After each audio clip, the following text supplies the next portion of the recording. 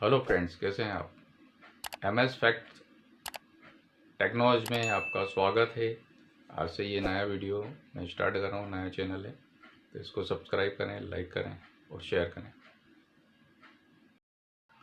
Typing का प्रथम आविष्कार किसने किया था और कब किया था, तो आइए हम इसको समझते हैं।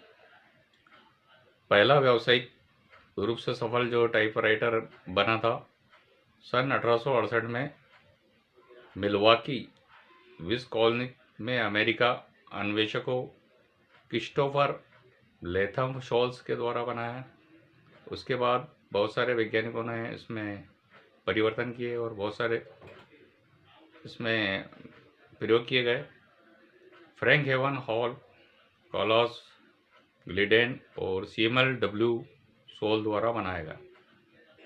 लेकिन सबसे ज़्यादा श्रेय जो मिला है वो CW सोल द्वारा बनाया गया।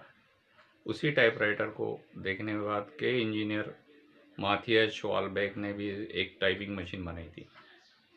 यह Sholes class Glidden Samuel W Soule का आविष्कार था, जो कमर्शियल तौर पर कामयाब बना